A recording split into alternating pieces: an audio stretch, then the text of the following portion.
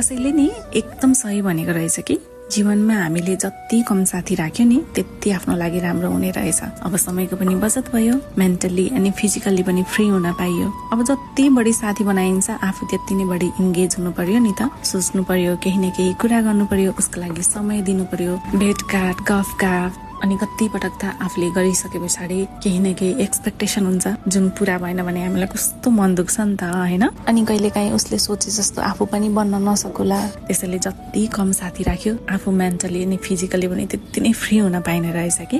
मैले भन्न खोजे होइन कि साथी बनाउँदै नबनाउनुहोस्। यदि राम्रो साथी छ तपाईलाई उसबाट जहिले पोजिटिभ भाइब्स आउँछ र जीवनमा हरेक कुरा गर्ने उत्साह मिलिरहेको छ भने मलाई त लाग्छ हामीले उसलाई आफ्नो जीवनमा अझ विशेष स्थान दिनुपर्छ। तर एकजनाको कोसिसले मात्र पनि मित्रता रहन्न है। सबभन्दा ठुलो कुरा त नि हामीलाई दुःख या आवश्यकता परेको बेलामा उसको साथ राहत पाइयोस्। कतै यस्तो नहोस् धेरै समय बितिसकेपछि नि हामीलाई अफसोस होस्। मित्रता त मैले मात्र